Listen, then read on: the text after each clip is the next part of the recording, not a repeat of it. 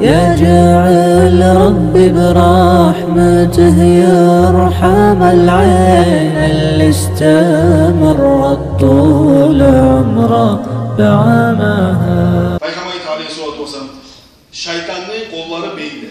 Bayrak arkadaşlar Ramazan gelin o. Cehennemli kapıları yapılar. Ramazan gelin o. Cennetin barda kapıları açılar. Bu cennetteki beyinmecek Ramazan ayı boğulusu bitmeyi durup savlayı ayı. Cennetin kapıları arkadaşlar ya bulmaca. Her geçesini Allah aytadır da biraz da kitaplarda tilegen var mı? Tileğun dereyik. Tavbe etmeyi suya var mı? Günahlarının geçtiğini izleyenler var mı? Geçman suya gelir. Onlardan geçeyim.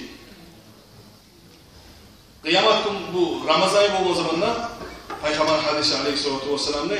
Allah-u Teala her Ramazan gün, her Ramazan ay şu gününde milyon mesela alfa 1 milyon adam ne? Şu adam cehenneme girecek diye şolarını Allah-u Teala kutkaracak.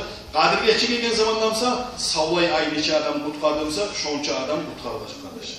Onun için Ramazan ayı demektenize savlay yılın içinde lafta sıyla.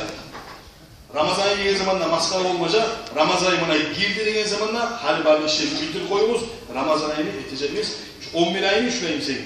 Çayır yırtılatlı oyan köpte ibadet edeceğimiz inşallah Ramazan ayı girgen o.